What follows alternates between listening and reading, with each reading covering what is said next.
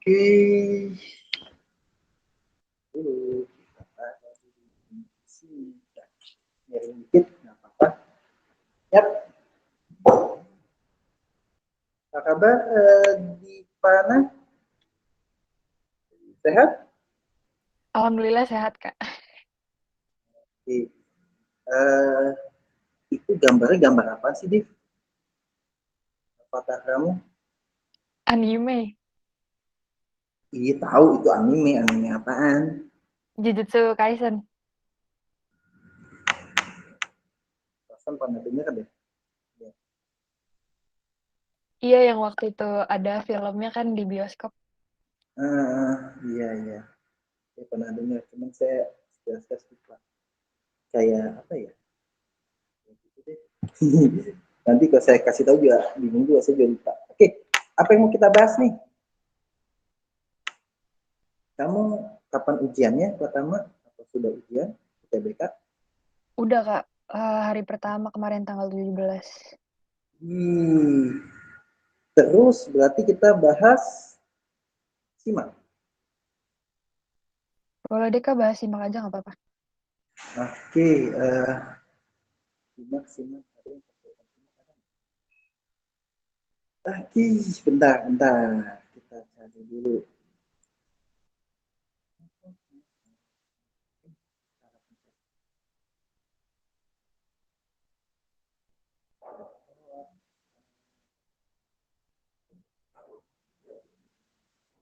Kayaknya ada persiapan simak nggak?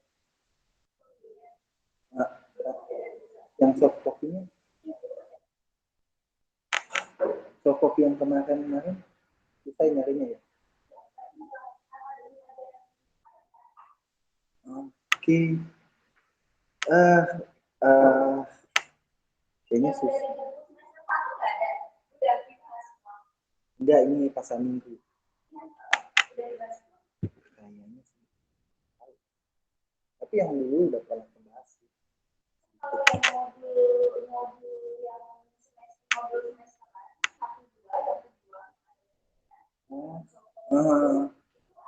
Ada simaknya ya. Oke, bentar. Panduan semester.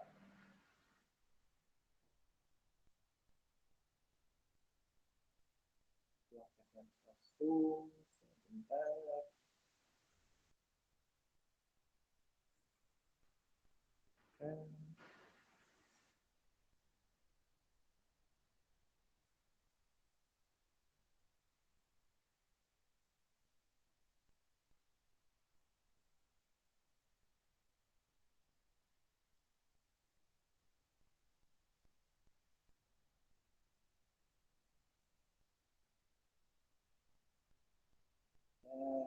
Saya lagi nyari dan menemu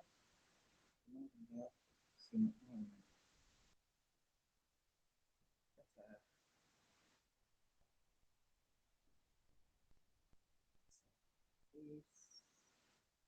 Ini saya ngambil dari buku persiapan pejuang PTN ya.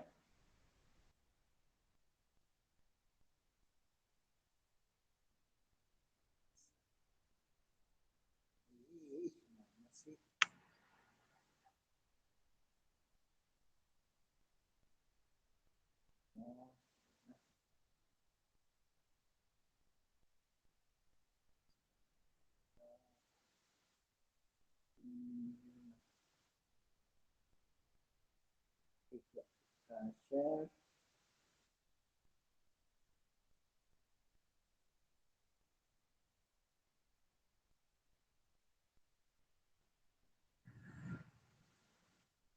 Kelihatan?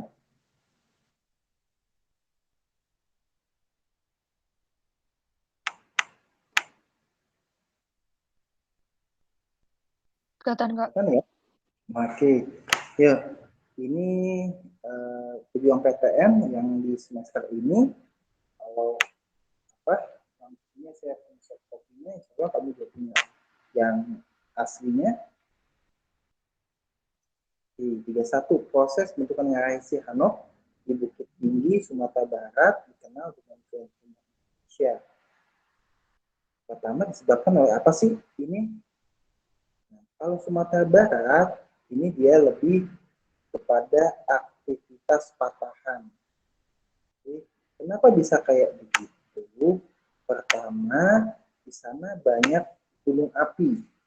Kalau gunung api meletus melalui lahar, lalu laharnya membeku menjadi keras, disebut batuan beku, dan batuan beku itu sifatnya sangat kaku.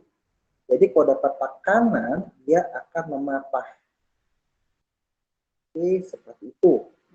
Jadi aktivitasnya adalah aktivitas patahan. Dan secara kebetulan di sini yang cuma patahan adalah yang E saja. Ya, seperti itu. Nah, sekarang kamu ini adalah yang tinggi Sumatera Barat yang jadi kata kuncinya. Jangan coba-coba kata kuncinya Grand Canyon.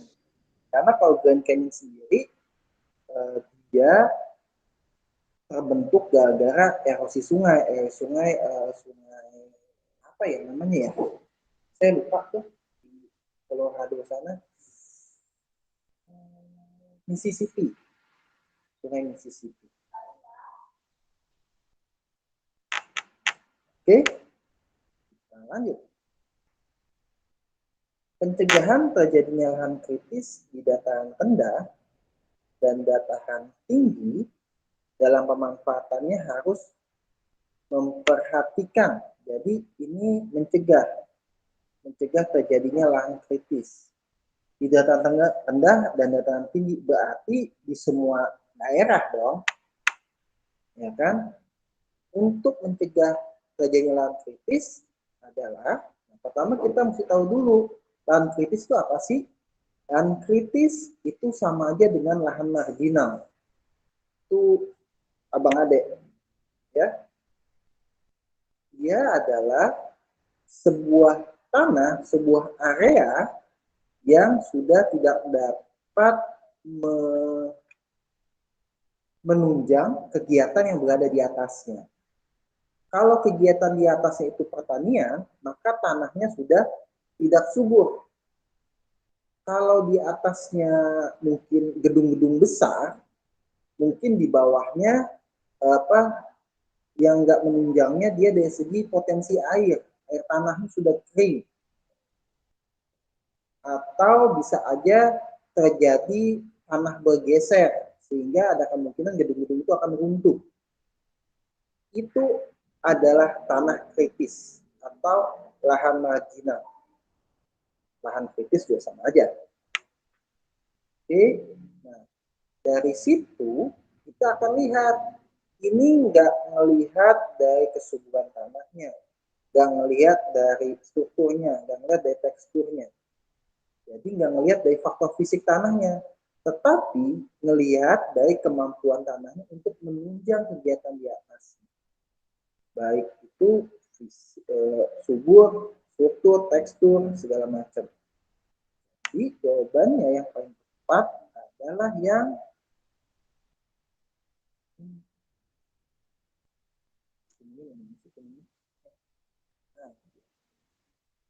kemampuan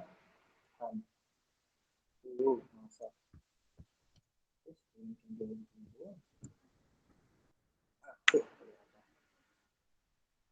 Ya, kayak begitu.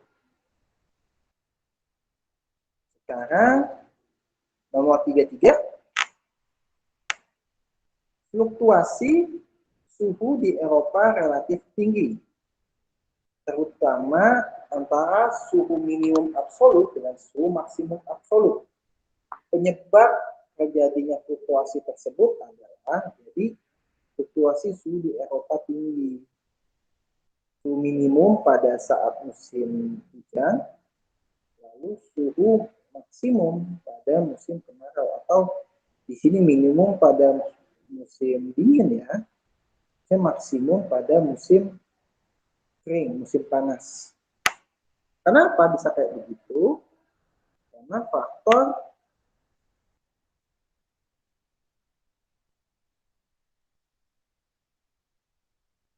yang Pertama, kita lihat dulu nih, bujur itu nggak mungkin. Kenapa bujur nggak mungkin? Karena bujur itu mempengaruhi waktu, bukan kenapa? Bukan iklim atau cuaca. Dia mempengaruhi dalam hal waktu, wilayah waktu.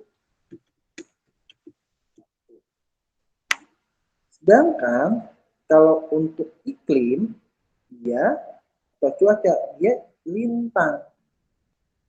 Tepatnya lintang. Ketinggian bisa nggak sih? Bisa juga, tapi dia nggak berpengaruh terhadap suhu minimum dan maksimum absolut di Eropa. Oke, dan bilang, ya kan kalau tinggi jadi dingin.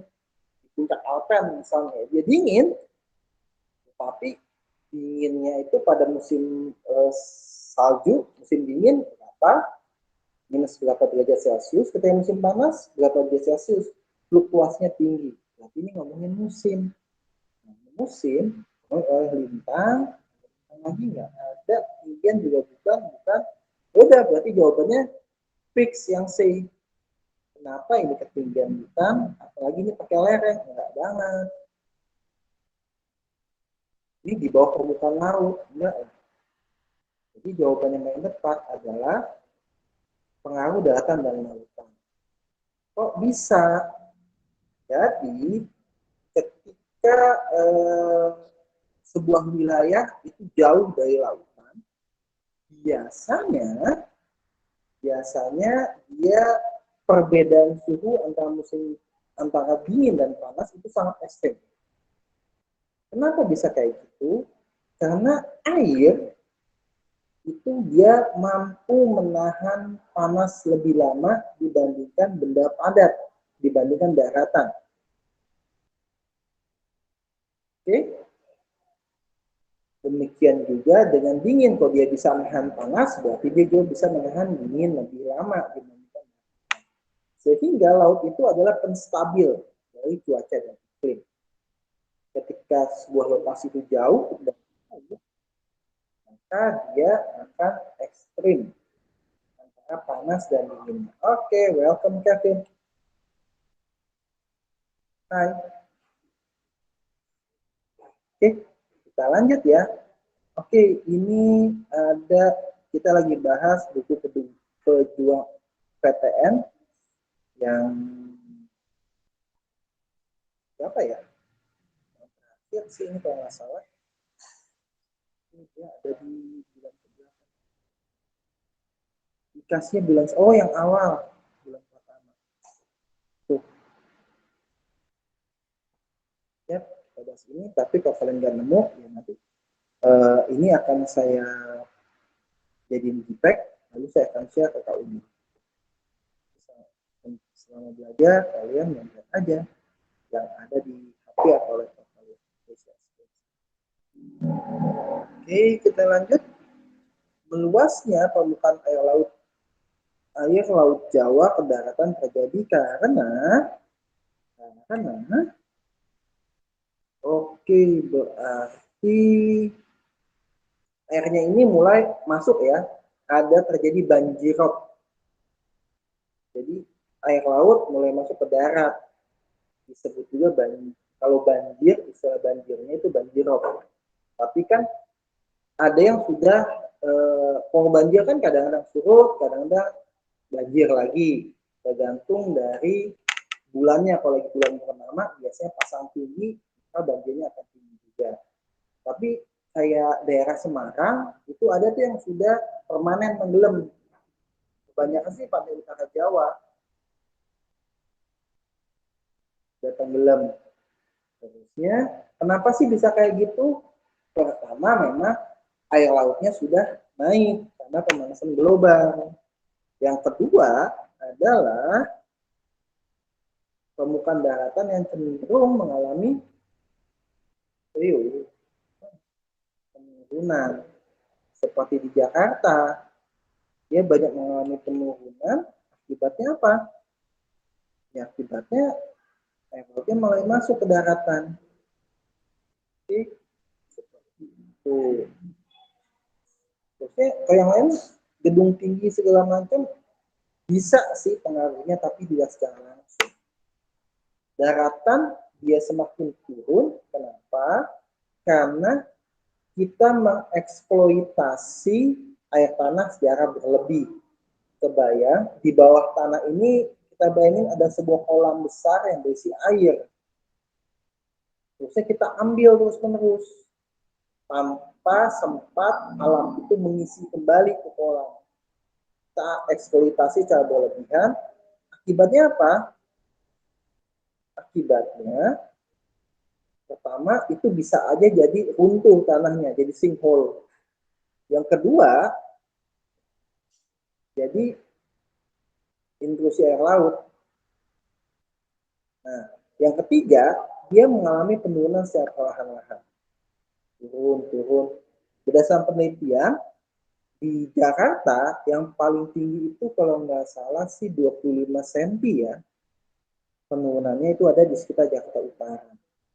Semakin selatan, penurunannya semakin kecil. Tapi ada di penurunan. Solusinya apa? Solusinya adalah stop penggunaan air tanah. Lalu orang pakai air dari mana? Ya dari pump. Pumpnya mesti siap untuk mengambil alih kebutuhan masyarakat. Pump yang ada di Jakarta sekarang ini kan airnya kayak begitu. Kadang ada, kadang enggak, kadang-kadang angin doang. Orang nggak mau dong. Bayang kalau nggak ada air, terusnya semuanya tetangga pakai pump semua, mandi pakai apa? Kan nggak mungkin mandi pakai aqua kan? Oke, lanjut. Nomor 35.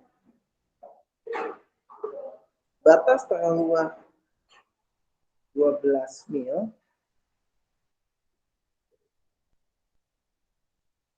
ini adalah yang dari mana? Dari pantai surut. Ketika lautnya surut, itu yang diambil. Oke. Gitu. Yap, 5 pertanyaan. 5 soal ada pertanyaan.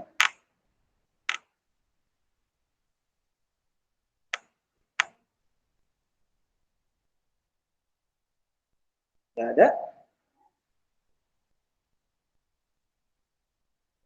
Oke, kalau nggak ada, kita lanjutkan lagi.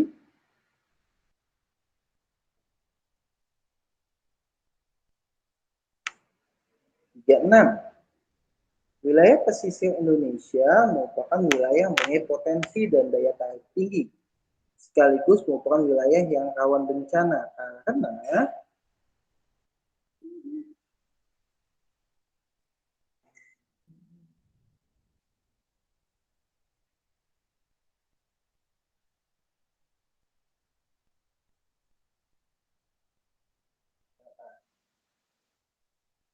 penduduk yang padat. Kenapa bisa kayak gitu ya? Pesisir banyak kan yang padat-padat kan? Jakarta, Semarang, Surabaya, Medan, Provinsi Yogyakarta, dia ada di pesisir selatan. Padat tuh katanya. Sehingga ya itu rawan bencana. Terusnya kalau yang A, ekosistem kompleks itu kayaknya A.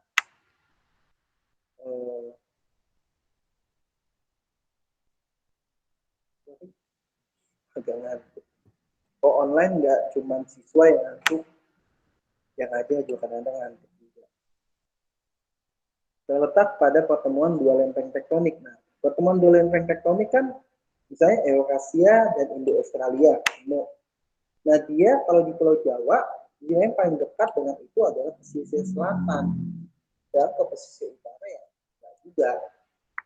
Jadi, kalau aksesibilitas itu memadai, iya untuk di pesisir selatan. Tapi kalau di pesisir utara, nah kalau yang bingung. Ditanya, sekaligus merupakan wilayah yang rawan bencana karena plastik bencana yang beragam. agak aneh nih. Ditanya tentang bencana, jawabannya kata bencana juga muncul. Ini bukan jawaban. Sehingga yang di potensi jadi tinggi karena penduduknya banyak. Misalnya gini, kan penduduk kan ekses akibat ya enggak juga. Misalnya terjadi kebanjiran tinggi banget sampai 2 meter. Tapi kejadian banjir itu adanya di hutan belantara, menjauh di mana-mana, nggak ada manusianya. Apakah itu bisa dibilang wilayah rawan bencana? Ya, enggak juga. Itu. Terusnya gimana dengan monyet hewan-hewan lainnya ya? Mereka sudah ngeh kejadian itu. Dan mereka akan pergi sendiri sebelum kejadian itu berlangsung. Itu. Yap, kita lanjutkan. Walaupun memang ada sebuah contoh di mana hewan itu menjadi punah karena dihantam oleh bencana. Contohnya misalnya ada spesies burung di Kepulauan Pasifik itu punah. Gara-gara apa? Gara-gara dia cuma endemik di pulau tertentu, nggak ada di tempat lain, terusnya pada suatu ketika dihantam badai, mati semua. Ada pengetahuan yang seperti itu. Jadi secara umum, ya tadi jawabannya. Karena banyak penduduknya, sehingga jadi rawan bencana. Oke?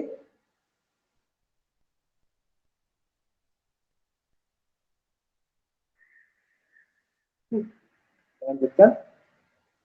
Ini sumber daya berdasarkan skala waktu pertumbuhan yang tidak memiliki titik kritis adalah angin.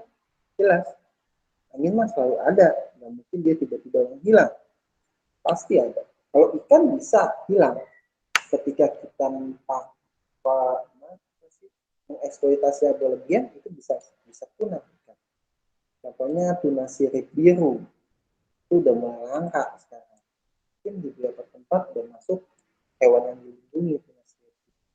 Padahal ikan tuna kan yang logikanya tuna ya dimakan lah. Tapi sekarang enggak, karena dieksploitasinya secara berlebihan. Oke. Yang sini kita break sebentar, saya mesti goyang-goyang dulu. Kalian bisa melakukan stretching segala macam, yang mau ngambil minum silakan ambil minum. Bentar ya.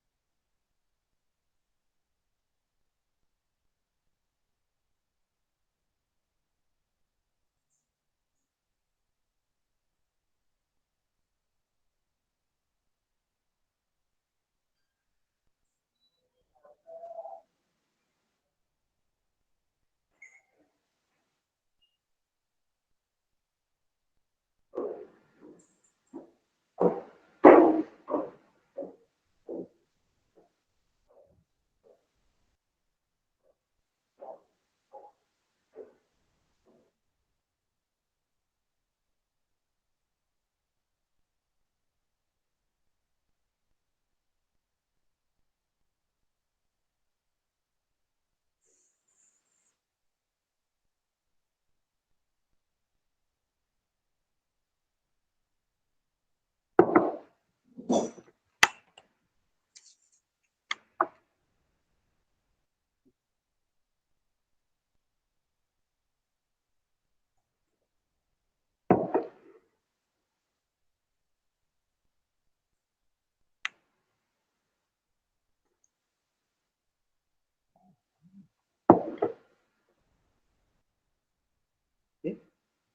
lanjut ya.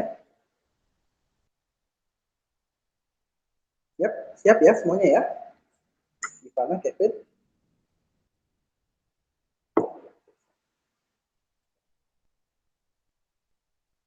Tekanan penduduk kota di Indonesia terjadi karena penduduk melebihi kemampuan daya dukung lingkungan. Khususnya di kota besar di Jakarta. Jadi tadi yang saya bilang sudah mengeksploitasi air tanah secara berlebihan, terusnya untuk pengolahan sampah kita disuruh pilah-pilah sampah di rumah, tapi udah kita pilah terus kita taruh di kotak yang beda-beda, tapi oleh tukang sampahnya digabung lagi jadi satu. Ya seperti itulah. Jadi sudah melebihi kemampuan daya dukung lingkungan. Ya tinggal nunggu waktunya aja.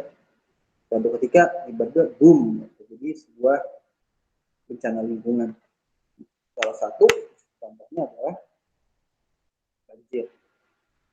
Kita belum nemu bencana yang lain, misalnya kekeringan atau sinkhole di Jakarta. Mudah-mudahan sih enggak kejadian. Tapi kalau kegiatan tekanan penduduk yang melebihi kemampuan daya dukung lingkungan ya jangan ya kejadian juga sih. Oke, kita lanjutkan 39. Informasi dari peta tematik dasar yang dapat digunakan untuk analisis oceanografi.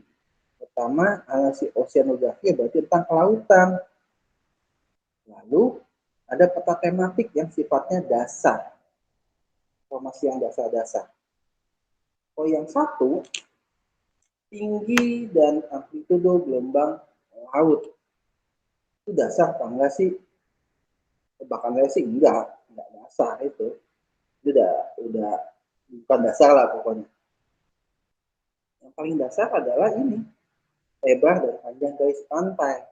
Di semua peta tematik, kalau dia ada di samping laut, pasti ada garis pantainya. Ya kan? Pasti ada tuh gambar Pulau Jawa.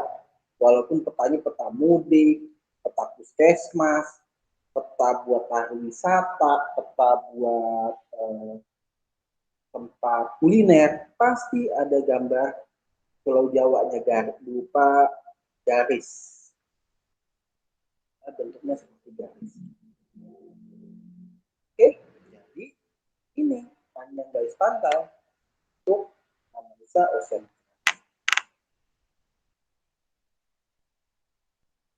Ya. Oh iya, oceanografi itu ada petanya namanya peta batimetri. Peta untuk menunjukkan kedalaman laut sih. Petanya, peta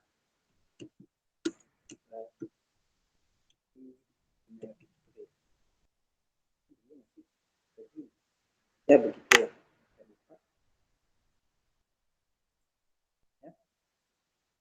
Kemudian 40. Pada foto udara, sawah irigasi pada musim panas di Kabupaten Subang, Jawa Barat ditunjukkan dengan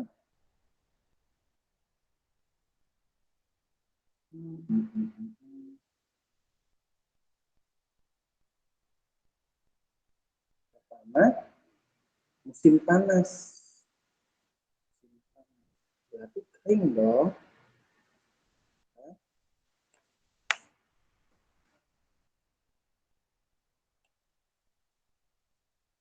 Ada warna terang, warna gelap-gelap. Ini adalah yang warna gelap, teksturnya basah. Kenapa kayak gitu? Karena dia pada musim kan ada irigasinya. Iya sih, ada irigasinya. Tapi kembali, oke, ini bisa ambigu juga sih. Sebentar ya.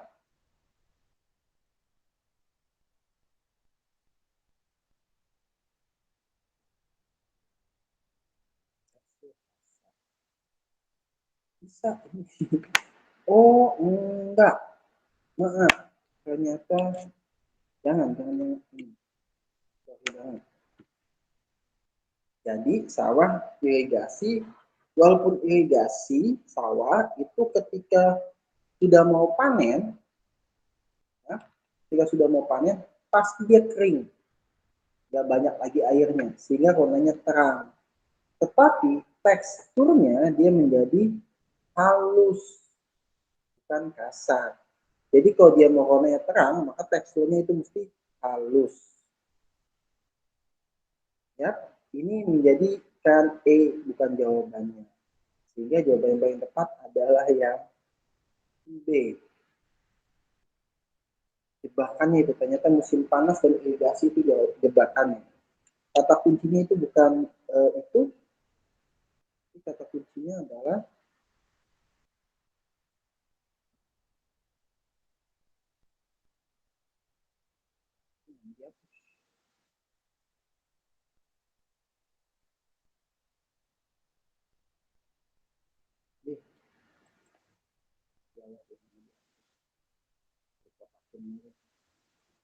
kata kuncinya ada sawah. Sawah doang. Sawah mau dia pada musim kemarau, musim panas, mau musim panen, musim tanam, polanya pasti kotak-kotak. Di lahan yang datar. Ini Kabupaten Subang. Ya, mirip lah kotak-kotak juga, walaupun nggak kotak benar-benar kotak kayak begitu. Oke, jebakan irigasi dan sebalas jebakan. Jadi berdasarkan hikmah dari soal ini adalah tolong baca soal itu dicek lagi. Kamu sudah jawab, dicek sekali lagi, lihat benar sih jawaban gue. Itu jangan di ya udah, yang itu udah kejawab, udah lewat, skip aja. Nah, selesai, kamu mesti cek. Teknis ngeceknya gimana? Ya seperti biasa, ngecek di bawah, ngulangi di awal, atau kamu balik lagi, angkanya itu sebenarnya teknis aja, masing-masing orang bisa beda. Pas satu, model analisa dari informasi geografi dapat digunakan mengatasi kemacetan lalu lintas. Kemacetan lalu lintas kan itu adanya di jalan ya, ya dong, jalan. Nah, jalan itu untuk bisa dibilang dia merupakan jaringan jalan, sehingga model analisanya untuk mengatasi kemacetan lalu lintas itu pakai jaringan. Metode networking, jaringan jalan. Kok bisa begitu?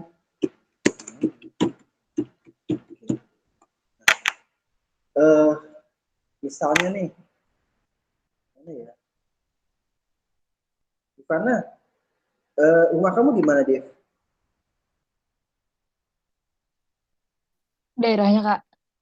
Iya ya, daerahnya. Nggak usah dikasih alamat ini ya. Iya, Tanjung Barat. Tanjung Barat. Oke. Tanjung Barat mah putarannya cuma satu ya. Diisip doang ya. Apa, Kak? Apanya? Dia putarannya putaran balik. Kalau dari kamu arahnya Pasar Minggu atau arah ke Depok? Ini yang deket Naga itu loh, Kak, yang seberangnya Antam.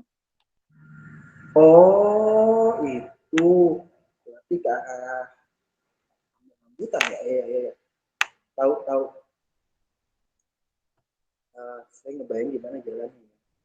Aduh, susah. hmm, hmm, ini sih.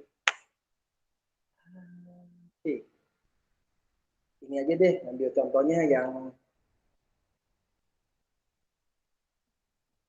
misalnya, gambar aja agak susah ambil contoh dari kalian. Oke, di sini ada pertigaan jalan. Terusnya di sini macet nih. Ya macet kan, bilang kalau di Google kan warna merah itu macet. Orang mau ke kanan macet, ke kiri macet, akibatnya apa? Biasanya kan kalau ke kanan kan berarti motong jalur orang lain kan. Nah, biasanya nanti akan diputar ke kiri dulu. Yang dari sini nih, dia nggak boleh langsung ke kanan. Tapi mesti ke kiri dulu, nanti di suatu ketika ada belokan mau diputar. Lalu dia lurus deh. Jadi secara nggak langsung ini jalannya cuma dua arah, nggak ada yang saling memotong. Tuh. Nah, untuk melakukan teknis ini kan mesti tahu networkingnya kayak gimana, jaringannya kayak gimana. Jangan-jangan belokannya lewat jauh, jauh banget. Bukannya mengatasi kemacetan lalu lintas ya, nyeksa penumpang, nyeksa pengguna lalu lintas. Itu, jadi mesti dipahami jaringannya seperti apa. Terusnya, kalau analisa statistik itu ngitung jumlah mobil yang lewat, mobilnya jenis apa, ada berapa biji, motornya ada berapa banyak yang lewat, itu ada. Ya pasti yang ngitung ada tuh dinas perhubungan. Itu biasanya adalah pokoknya yang tukang ngitungin sebelum sebelum pandemi itu kadang-kadang saya masih nemuin tuh kelompok manusia ngitungin kayak begitu. Ada mobil sedan, ada mobil van, sampai detail gitu, ada minibus, ada statistik. Khususnya kalau melihat analisa raster dan vektor, ya berarti raster berhubungan dengan gambar, berarti dia ada pixelnya, ada pixel,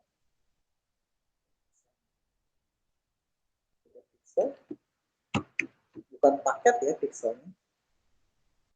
Biasanya kalau vektor, ya dia bisa berupa overlay, dia bisa berupa buffering, dia bisa berupa scoring.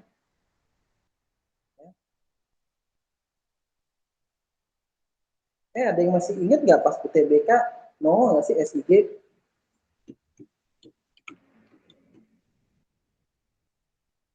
Seingat aku sih kemarin aku nggak dapet, Kak. Nggak dapet. Berarti ada yang dapat, ada yang enggak ya SIG.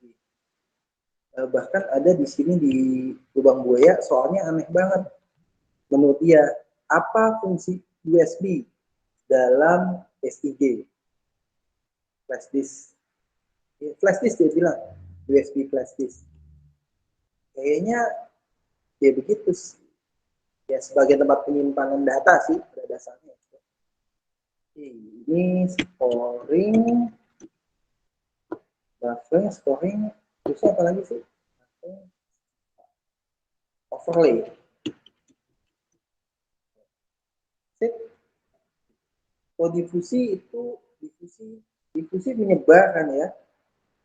Difusi menyebar. Nggak ada sih mode analisa difusi. Setahu saya nggak ada. Titik itu salah satu bentuk dari vektor. Oke, 42 contoh wilayah formal yang didasarkan pada fenomena fisik yang dialami adalah wilayah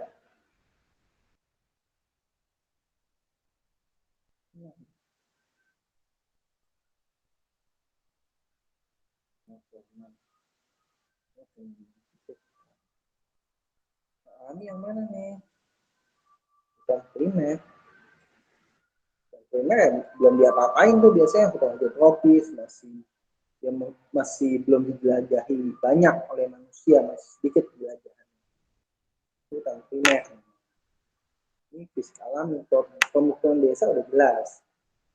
Orang tidak alami lagi. Budidaya, yang nama budidaya ikan rumput laut, ya buatan manusia tentang budaya, tentang alam. Hutan produksi juga oleh manusia. Apa sih contoh hutan produksi? Misalnya hutan jati, kan? Terusnya hutan akasia. Itu adalah contoh dari hutan produksi. Ya, kemudian ini benar salah.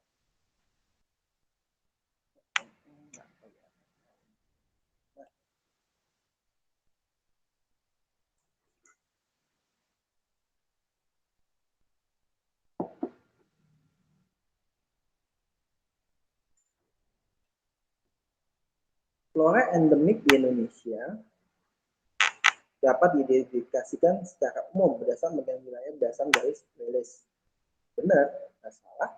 Wallace itu membagi antara dari Kalimantan, Sulawesi kan, Bali dengan Nusa Tenggara. Itu terpisah oleh garis Wallace. Kalau garis Weber itu ada di Nusa Tenggara Timur dengan Papua, pokoknya berbatasan dengan Papua. Itu garis Wallace. Ini benar banget. Kemudian alasannya, garis Wallace membagi wilayah kepulauan Indonesia berdasarkan perbedaan jenis tanaman.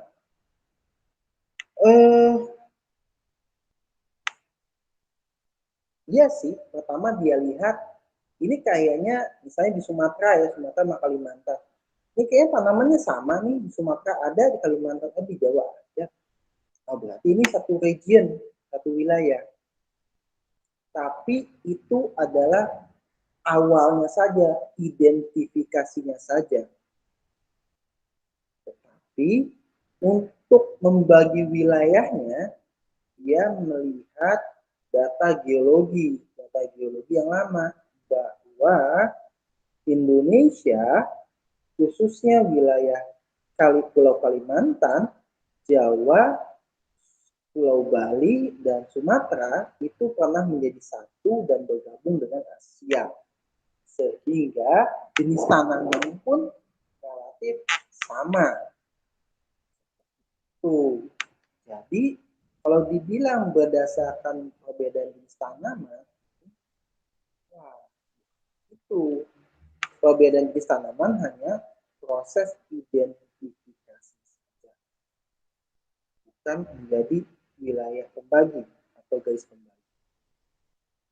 Ya, itu berarti jawabannya adalah benar salah C. Ya, gampang ya.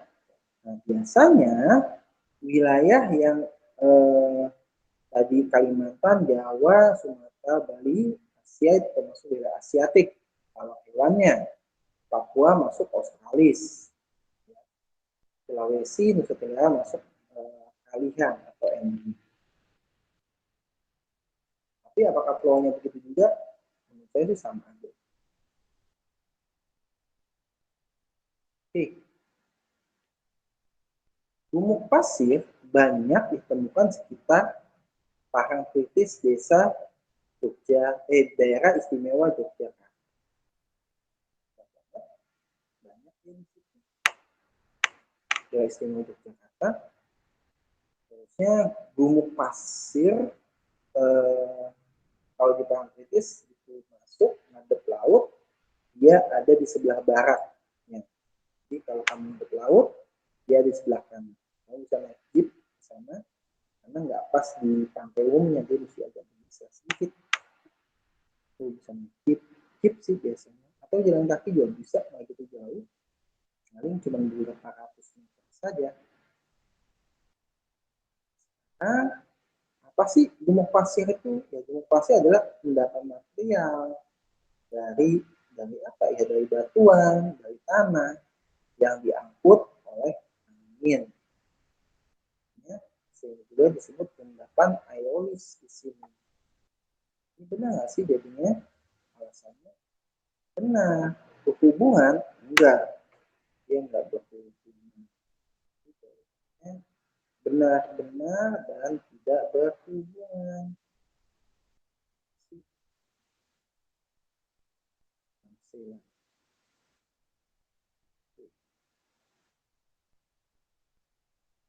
Kembali ke sini.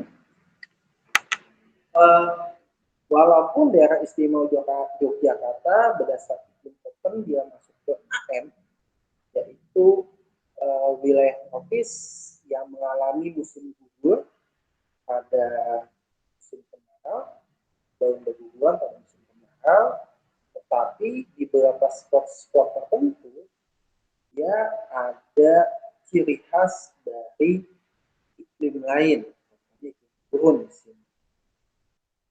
Tuh, jadi ajaib lah Indonesia. Terusnya gumuk pasir ini menjadi khas. Kenapa? Karena biasanya gumuk pasir ini terjadi di bioma gurun, di iklim yang daratan, jauh dari laut. Dia biasanya gurun nantinya, gurun. Apa? Karena perbedaan variasi temperatur absolutnya itu sangat jauh. Ya, terjadi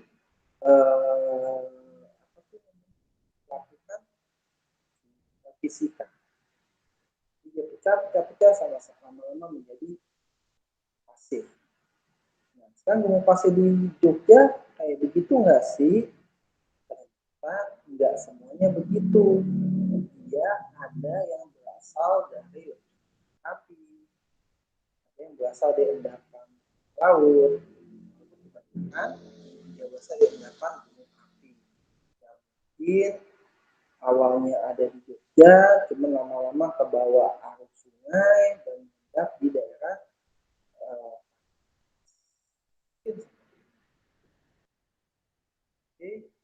Nah, tapi di sini gumuk pasir juga nggak cuma di bawah air, tapi ketika halus begitu, dia bisa diangkut oleh air.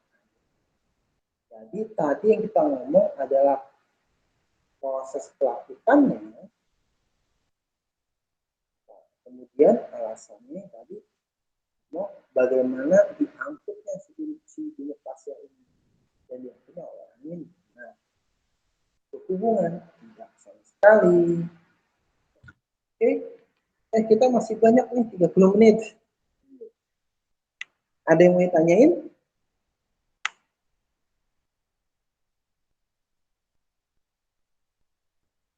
Ada? Oke, lanjut. 45. Konsep dasar geografi yang diterapkan dalam pembangunan jaringan jalan di daerah. Oke, dia ngomong dataran dan kebudayaan berarti di mana-mana ya adalah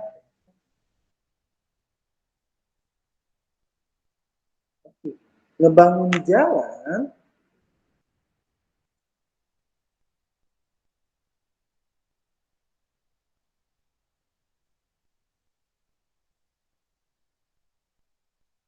jalan otomatis nggak cuma ngelihat hal misalnya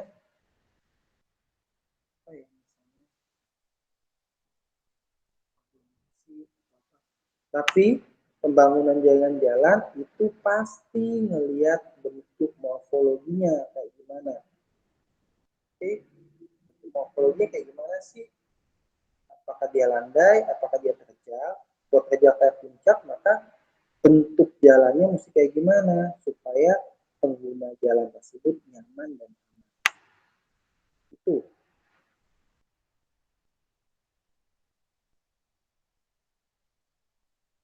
Oke, jadi kalau saya lebih ngelihat yang ada morfologinya.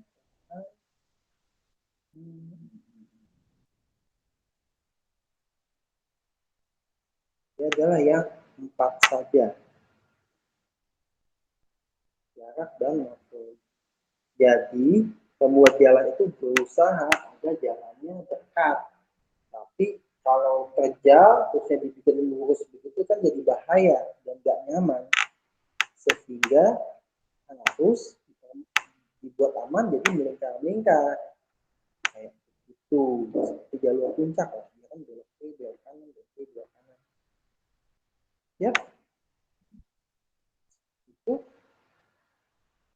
harusnya peluang itu berarti ya. Jadi kayak begini modelnya. Kalau keterjangkauan kayaknya enggak ya. Justru kan jalan dibikin supaya orang bisa terjangkau. Dan melihat konsep keterjangkauan.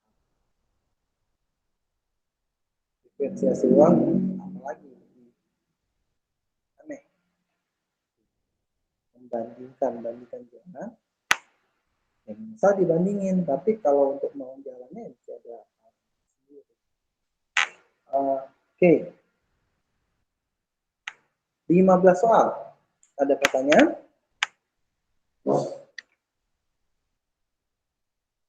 Aman? Kemana ini? Nanti dulu presentasinya.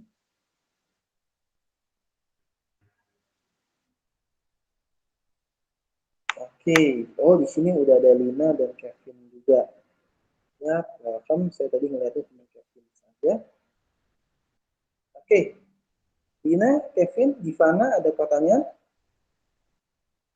Nggak ada, Kak. Oke. Nggak ada, Kak. Siap. Nah, berhubung waktu masih banyak, ini tadi saya udah tanya Divana sudah selesai UTBK, berarti fokusnya ke mandiri. Kalau Kevin dan Lina gimana? Kev? Udah UTBK kan? Saya tanggal 30, Kak. Oke, minggu depan. Kalau Lina? Saya tanggal 29. Yes. Berarti yang masalah. Ada yang mau ditanyain kah? Mumpung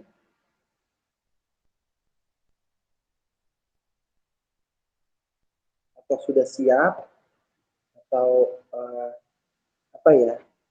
Ya sudah masuk masa tenang, udahlah, udah bersiap-siap dari jauh-jauh hari, terusnya masuk tenang.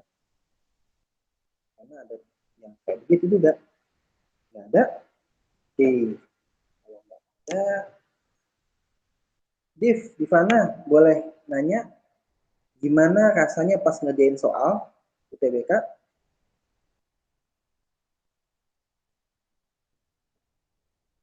Nah, mana dia? Div? Ya, Kak, kenapa? Gimana rasanya pas ngerjain soal UTBK? Lemas. Udah nggak bisa mikir, soalnya itu udah lama duduknya, Kak. Jadi udah ngantuk-ngantuk juga pas ngerjain. Oh ya? Emang kamu masuknya siang atau yang pagi?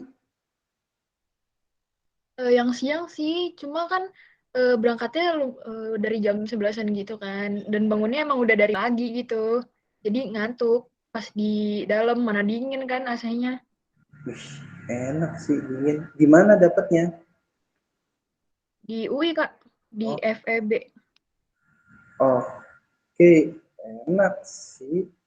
Ya, itu berarti mesti ya, Lina sama Kevin itu triknya kalau kamu dapat siang, paginya tidur dulu ya. Ya nggak, Dit?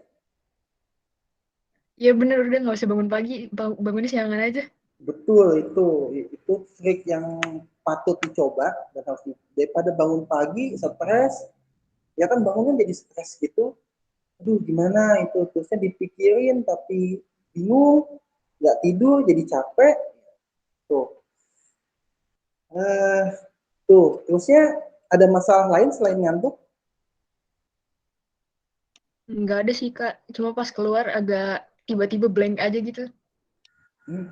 Maksudnya black gimana?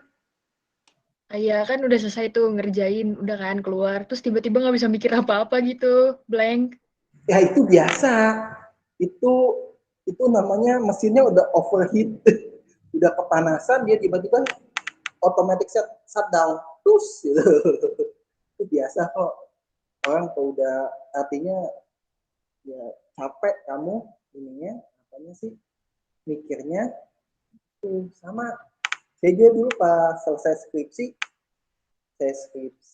habis sidang terusnya diketok palu lulus itu nyampe kosan itu langsung rasa ngantuk berlebihan langsung tidur dan tidurnya itu seingat saya sih sebelum maghrib bangun-bangun jam 8 pagi saking capeknya tidurnya panjang banget lebih dari 12 jam itu rekor tidur terlama saya itu cuma sekali doang tanpa bangun-bangun tanpa dan bahkan kayaknya klop gitu tidurnya nggak pakai apa-apa atau maksudnya nggak pakai persiapan apa-apa cuma tidur geletak gitu aja di lantai tapi teman-teman saya nggak berani bangunin karena tahu capek udahlah diemin aja itu biasa yang penting jangan pas saat ngerjainnya terus Div, kamu naik kendaraan sendiri dianterin atau ini pakai ojol atau apapun transportasi umum? Kemarin dianterin sih, tapi cuma di drop doang. Soalnya deket juga dari rumah lumayan. Oh iya, kamu kan Tanjung Barat ya? Iyalah. Macet nggak, Mat? Di masuk ke UI-nya? Malah pas kemarin, pas baru masuk tuh yang macet keluarnya karena mungkin ini ya ada yang dijemput juga yang sesi pertama itu yang mau keluar. Oh, iya, kamu pas bubaran sesi pertama ya? Iya, sip. Ya, tapi kan karena jam 11 mau macet ya nggak masalah, oh, masih lama kan? Cuek-cuek aja sih. Ya. Kalau Lina, di mana ujiannya? UPN Pondok Labu, Kak. Oke. Pagi? Pagi. Oh, pagi. Berdasarkan info anak yang di UPN sih, pagi-paginya macet tuh. Bahkan ada yang bilang banget, ada yang bilang pakai banget. Jadi, nggak tahu. Dia bilang sih, di nyampe sananya itu masih jam 6-an gitu, jam 6 lah. Sudah jam 6, itu udah macet. Dan memang kan itu kan ngelewatin pasar dulu kan. Ngelewatin pasar, jadi kemungkinan macet karena pasar, dan juga macet karena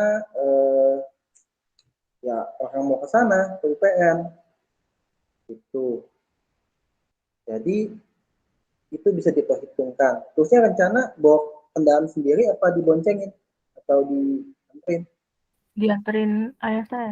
oke iya sih dianterin aja kenapa karena ya takut mau bawa kendaraan sendiri takut macet kalau dianterin kan biasanya sih macetnya nggak jauh ya dari pas pengkolan pasar Pondok Labu atau sebelumnya itu sedikit kalau misalnya macet parah tapi dianterin naik motor atau mobil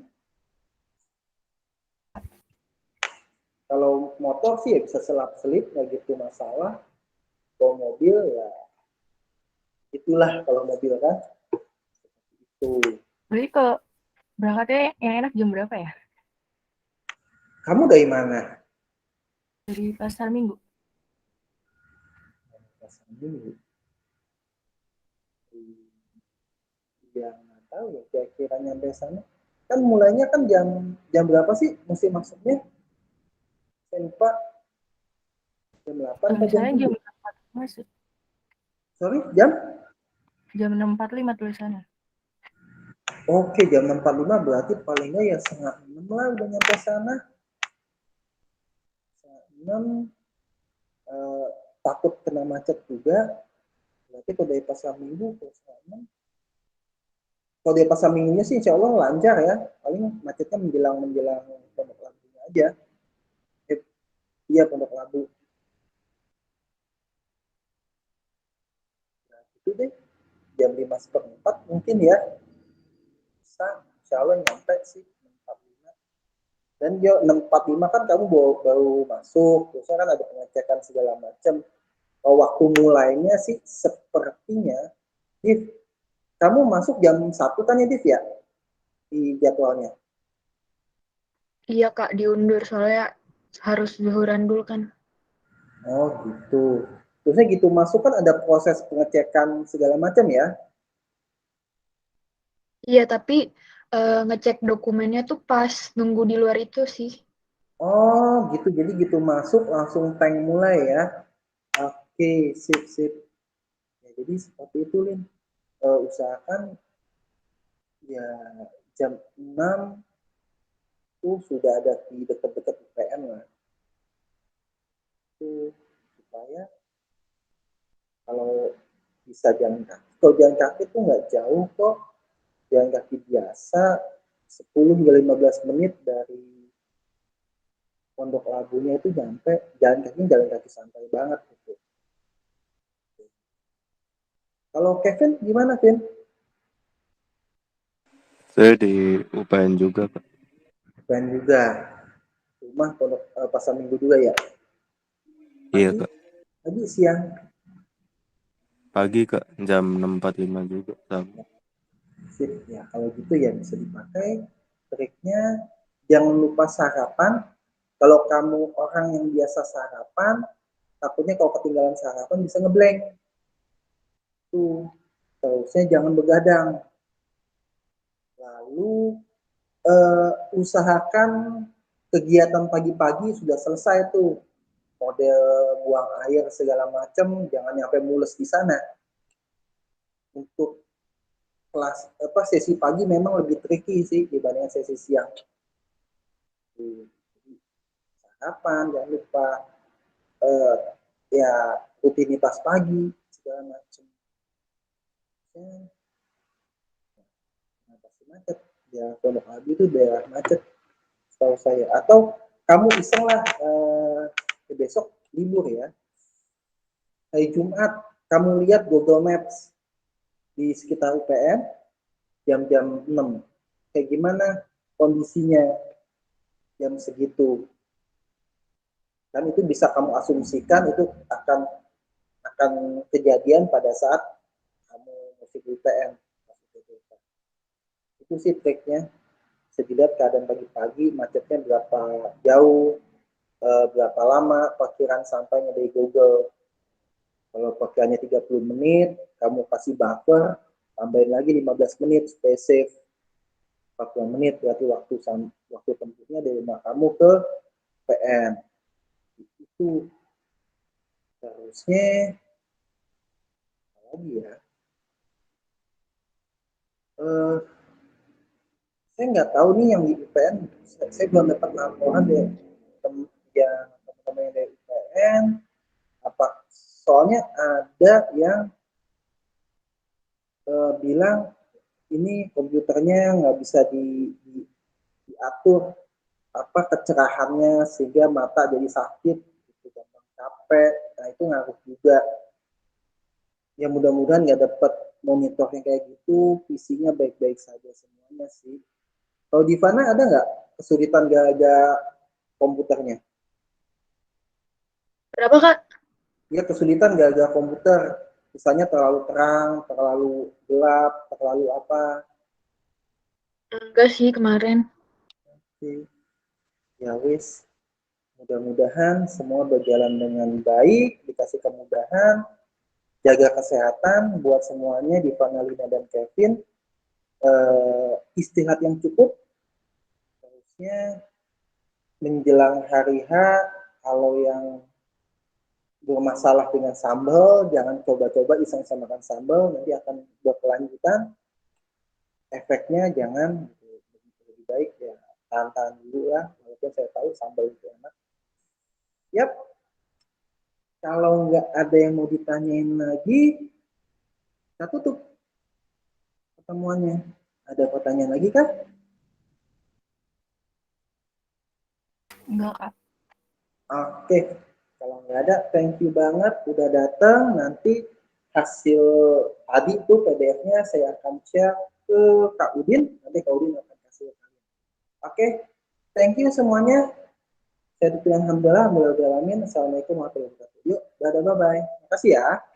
Waalaikumsalam. Waalaikumsalam. Makasih Terima Kak. kasih, Kak.